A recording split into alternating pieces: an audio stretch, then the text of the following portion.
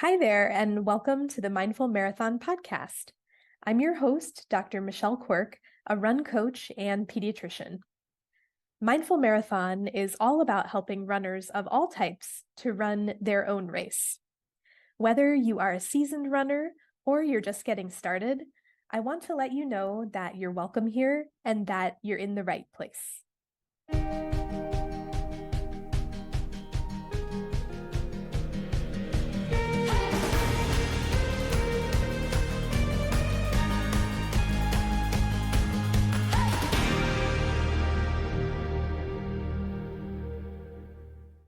Hi, everyone, and welcome back to the podcast.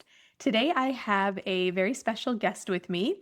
I have Dr. Lily Stafford. By way of background, Lily was born and raised in Arizona, where her love of running and medicine both began. She moved to Philadelphia in 2024 for her pediatric residency program, and that is how I met her. Despite a very busy schedule, the allure of the Philadelphia Marathon was too irresistible, and she decided to sign up and train for the marathon during her second year of residency. Finding the balance between sticking to a training schedule and allowing for much needed flexibility, resulting in a marathon personal record. So, Dr. Lily, welcome to the show.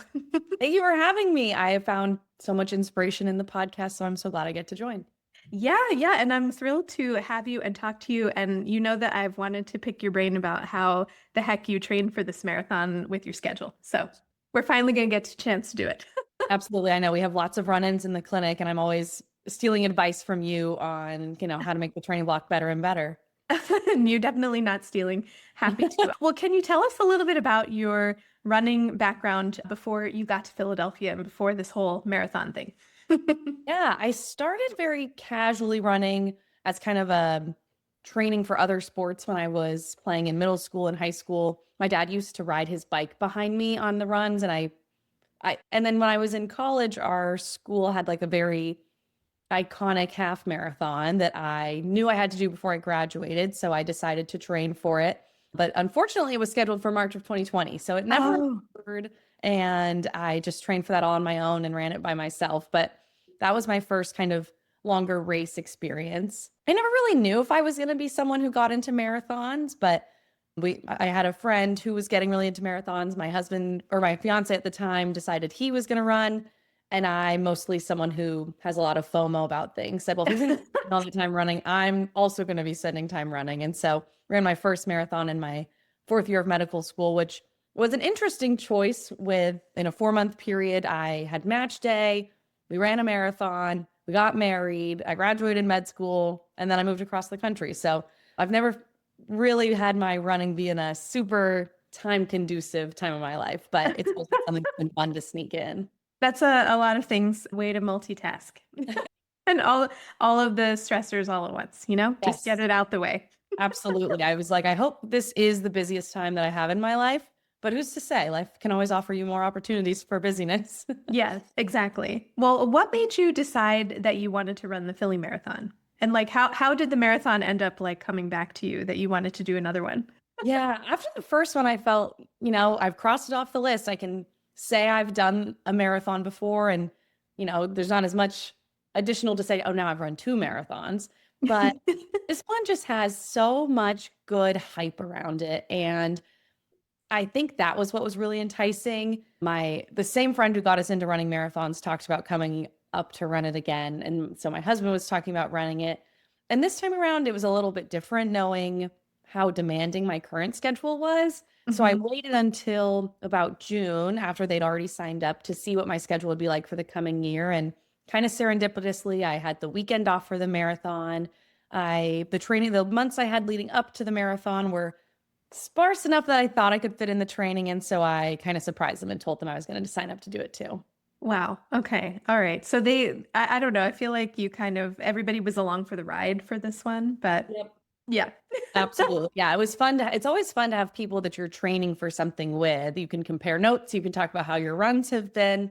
And so I think that's one of the parts that always draws me to the races. Yeah, it's a good form of peer pressure, I feel like. Exactly. A very positive form of peer pressure.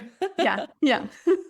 Well, tell me about, now I have a unique window because we talked about this when I would see you in clinic, but what did your typical training week look like? And maybe it changed, depending on what rotations you were on, but can you talk a little bit about how you fit all of this into your schedule? Like just it sounds like a huge puzzle piece to me. Absolutely. My goal, which I think is different than the actual execution, my goal was 4 runs a week, plus or minus some, weight training in there if I could fit it in. Hmm. That was definitely a goal and not necessarily kind of where I landed. With Hmm. the weight training, I pretty early on had just a small injury that made me realize how important some fitting in some of that weight training would be. But the 4 runs a week happened, I don't know, maybe 50% of the time. And 50% of the time it didn't and just couldn't be accomplished that way. I had, some rotations where I'd leave for work at 6:30 in the morning. I'd get home at 7 p.m. and that is just not very conducive to an evening run.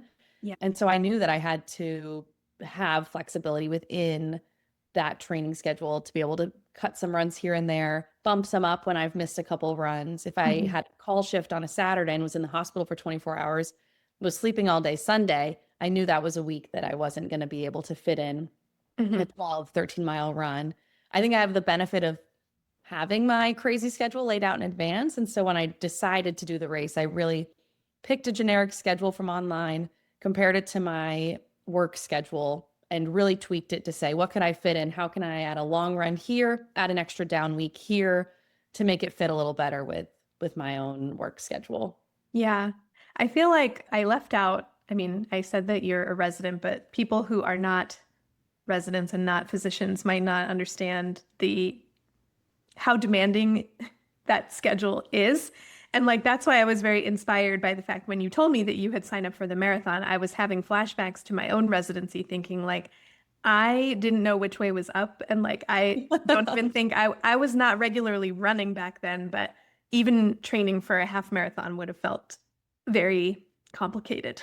Yeah. Yeah. And I think compared to, there's always the flexibility in life where different things happen, injuries happen, more fatigue happens, life things happen. But the small advantage of knowing exactly what my work schedule is, even if it's a busy schedule, kind of allowed me to massage things and find out what would fit where and find out where I might have a down week and might need to make up for it another time to keep up that cumulative mileage. Mm-hmm. Did you look at the schedule sort of like month by month or week by week or all of the above? Like, how did you manage that by like looking at it long term? I mean, this is like getting into the nitty-gritty of a training plan, but it's very interesting.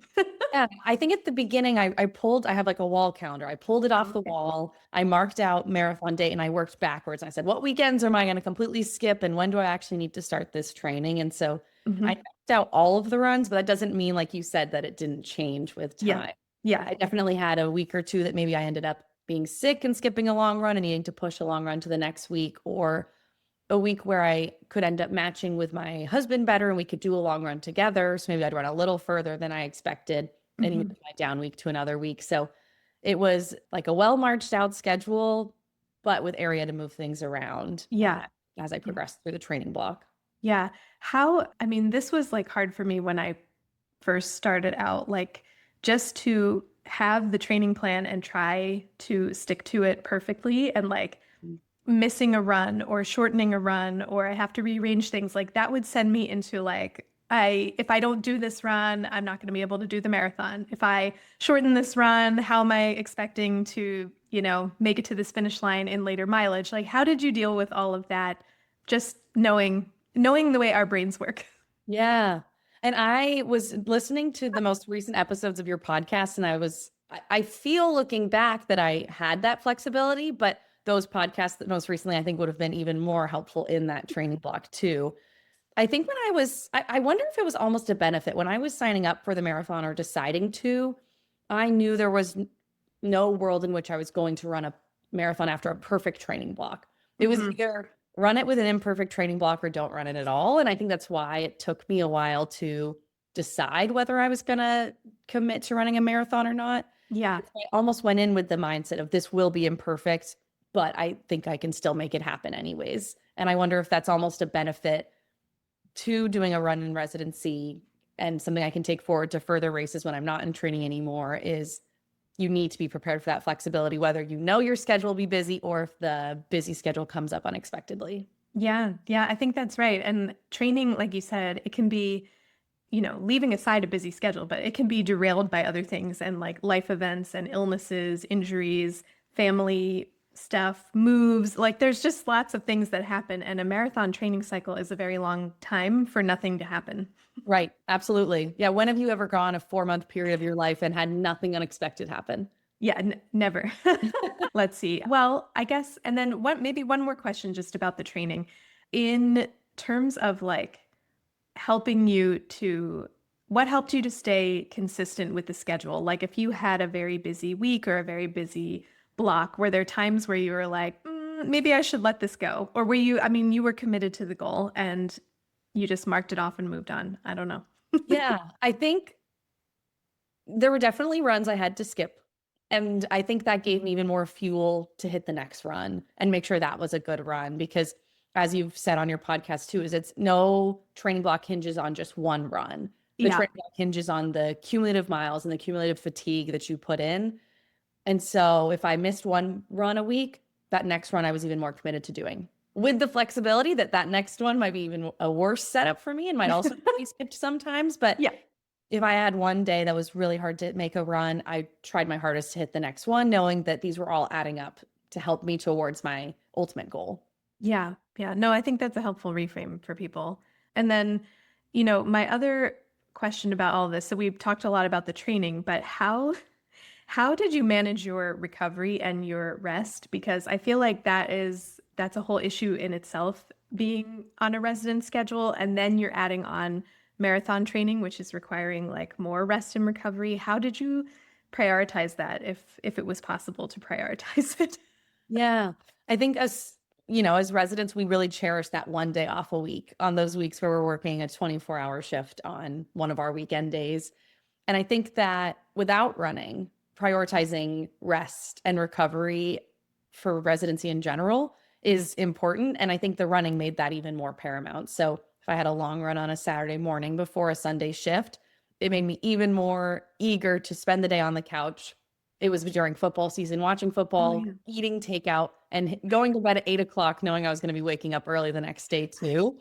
So I think that while it required extra rest and extra recovery, I think the two have very similar goals, asking me to spend my time outside of work more intentionally, which I think Mhm. is a good reframe too. Yeah, yeah, for sure. I mean, you have a very busy work schedule as it is, and like, I know prioritizing like, yeah, your family, your partner, like all of these things that are outside of work, and then also your own fitness and wellness and all of this. Like, it's just so much in a short period of time. So, And I think that's why running has to be something that adds to your life and not doesn't take away from it. I think something that helped me a lot is making running fill multiple buckets in mm. my life. It was Hmm. my exercise, it was my time outside, it was my mindfulness, also inspired by your podcast, spending time with my husband if we were running together. And Hmm. also it's like I was able to listen to audiobooks while running. So getting other hobbies in at the same time. And I think making running work for me required it to fill multiple areas of my life, which that level of efficiency sometimes is kind of required with the current training schedule I have for work too. Yeah. No, I agree with all of that. I mean, I think it ticks off multiple boxes and you get a lot of bang for your buck plus your fitness. Exactly. Yeah. Exactly. And you train during a nice time. I mean, I know part of it was like summer, but the fall is a really nice time to train for things in this area. Yes, absolutely. And my last run, the last marathon I did was in Phoenix. And so the Oh, training block yeah. was over the winter and the run was in February. So Mhm. definitely a different shift, but both of them starting with kind of the hot season. And as you have to increase your miles, you get rewarded with an improvement in the weather. Yeah, yeah. Wow. I can't imagine running like in summer in Phoenix, Arizona.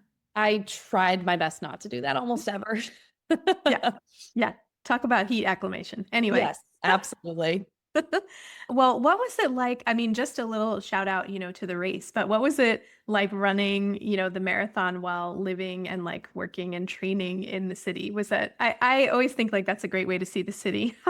I totally agree. I've always thought that running is the best way to explore a city. I think walking, you don't cover as much ground. Driving or taking public transit, everything flies by too fast. But when you're running, you really get to be on the street, feet on the ground. The number of coffee shops and stores that I added to my list of things I wanted to see or do or experience was just growing immensely because every time I ran by a new neighborhood, I had something new to add to my list. So they really let me see a city that really was new to me still. I'd been there for about a year when I started training. And so I really got to see the city. And then the race itself really comes back to a lot of those places that you've already been training in, which I like a lot. It truly encapsulates the city, and having so much of it end on the Schuylkill River Trail, Yeah. it's perfect because I spent most of my miles running out on that trail with lots of other people who were training for the race as well. And so ending up back on the Kelly Drive on the way back was kind of the perfect end to the race. Yeah, yeah. And it really does go through like a lot of different neighborhoods and you just get to see all areas of the city. Yeah. And it just really, Mhm. it just encapsulates the vibe of what Philadelphia gives too. And the people show up and they love their community and they have so much pride. And I was really glad I got to do it. Yeah, yeah. No, that's awesome. I was thinking this past summer, I had never been to Savannah. My family, we went on like a trip to Savannah and my niece and my husband and I went out for a run, but she kept saying like this is like the best run tour of the city. Like we did the Oh, trolley yeah. tour, but then we revisited like a bunch of places while we were running. That's It was a awesome. great Yeah. It really is such a good way to be in the community. Yeah, yeah. Now, okay, I think I would just want to end on maybe some advice for others, especially for, busy physicians, maybe even residents. But what would you say to someone who assumes that marathon training is impossible during maybe even, I mean, you did it as a medical student, as a medical student and as a resident. What would you say to them? Yeah. I think that our time in these important parts of our training in our lives, your time is just so valuable and so crucial that really being intentional with that time off is important. You had another guest on your podcast talking about running and training and how to fit that in with a busy schedule of being a physician. And I think because your time is more limited, becomes more precious. And so finding ways to be intentional with that and check out what you are doing with the time that you have off from work and say, is that like in line with the values that I have and the goals that I want to achieve? Mhm. Or can I take those pockets of time and make something of it and Mhm. achieve a goal I've been wanting to achieve, whether that's running a race or doing anything else? I think that because our time is a valuable commodity, it's important that we respect it and take advantage of it when we can. Yes. Oh, I love all of that. And I think it's great advice because I do have a lot of people who tell me even now, like, I don't know how you do this and how you fit it in with your schedule right now. But I think, I think back to, again, like when I was a resident, and I don't necessarily think at the time I had a role model to look up to who was like doing that. But having somebody as an example to show you that this is possible and like how can you make it work for you, I think that's very helpful. Yeah, I don't think most running coaches would look at my schedule and say that's going to lead to a successful marathon, but I think it's helpful knowing that you can adjust it and Yes. make it work for you. I was joking with my husband and our friend after the marathon that the marathon week was my peak week, which is Right. not how it's supposed to work. Right. But Yes. I ultimately, just with yeah. the time I had, that was what happened was I couldn't fit in quite as many miles as most training schedules recommended, but Yeah. it's what I could accomplish in the time I had. Yeah, and I remember it you followed it was a Hal Higdon plan, right? Yeah. Something? Yeah. And I remember so Lily would like say, what week are you on? And then we would look at it and like yeah, it is what it is. And you move things around as you could. And yeah, like was it perfect? No. But did it get done? Yes. Yeah, exactly. Exactly. And it got done well. You got a PR. I did. I was very happy about that. Yes. So it can be done, folks. It Um, definitely can. I think it's all about, what your priorities are and what is important to you. If running is something that you're just doing to say you've done a marathon, I wouldn't recommend doing it, especially in residency. But if it's something that yeah. fills your cup, makes you happy, brings you joy, gives you that mindfulness, then I think it's totally doable to add into a resident schedule or a med student schedule. Yeah, yeah. No, I love all of that. And then maybe on the last note, what role do you hope running continues to play in your life as your career evolves? I kind of see running as like what an old friend you have that sometimes, you're really, really close. Other times you might go a while without catching up. But when you do catch up again, it's like nothing's changed. There's no hard feelings, and you kind of pick up where you left off. I have phases where I only run and I don't do any workouts. I have phases where I'm only working out and not doing running, especially in the winter when it's freezing cold in Philadelphia. But I hope that it's always something that is adaptable with my lifestyle, but is always there when I want to come back to it. Wise words. But yeah, I think it's important, like taking seasons of rest. And I also took off a lot of the winter, but I think it made it like that much sweeter getting back to it and like tying the sneakers back on again. So we need those seasons. Like you can't just go and go and go. Yeah, that first run in the spring, you're just flying because everyone's out on the trail. It's sunny, the trees are blooming, and that you're saying, this is what running's all about. Yes, yes. I know. And now, I mean, well, the weather's being a little fickle right now. We're at the beginning of April and like one day is freezing and the next day is like 80. I don't know what's happening. I don't know. And they're all teaching you something, like you said, on your Instagram. Yes, they are. They are. I did a long run this weekend. It was 80 degrees and I was wearing a tank top and sweating and like did not bring enough water because I didn't expect it to be that hot. And they're all good for different training purposes, like you said. That's right. I love that. Oh, well, tell everybody if they would like to follow your journey, where can they find you? Yes, I'm on Instagram at, I think it's Dr. Lily Stafford. And I don't have any other things to advertise, but I'm always happy to chat with people about running and running in residency. And I think it's great. Oh, well, thank you so much for joining me and sharing your experience. I know it will inspire a lot of people and help a lot of people, hopefully, to tie on their sneakers. As your podcast does. So thank you so much, Michelle. I really appreciate it. Yeah, yeah. And thank you, everyone, for listening. And we'll see you next week. Thank you for listening today. If you enjoyed the episode, please share it with a friend.